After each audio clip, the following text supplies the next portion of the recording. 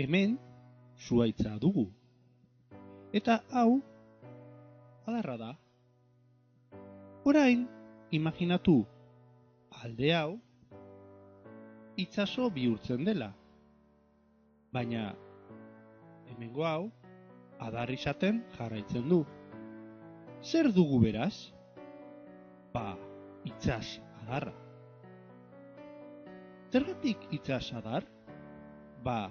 Itsasoa lur eremuan sartzen delako.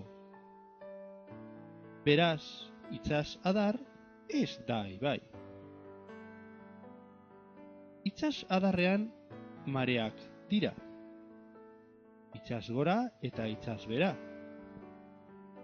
Ur emaria bi faktoreen araberakoa da. Marea eta isurialdeak jasotzen duen ura. Batez ere euriak botatakoa. Ibaiaren ur emariak bakarrik prezipitazioen menpe dago. Itsasadar eta ibaiaren arteko beste diferentzia. Itsasadarrak ur gazia du. Ibaiak berriz ur geza. Ozeanoek indar handia dute. Hemen, Ozeano Atlantiko eta zehatz-mehatz Kantauri itsasoak sortu duten itsasadar bat ikusiko dugu. Adibidez, Bilboko itsasadarra. Gizakiak itsasadar hau artifizialki kanalizatu du. Itsasadarraren ertzetan fijatu besterik ez duzu.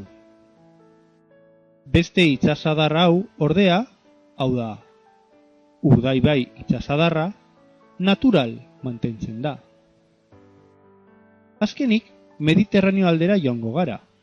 Lehen esan bezala, Mediterraneoak ez du Kantaurik duen indarra. Horregatik, ibaiak sartzen dira itsasoan.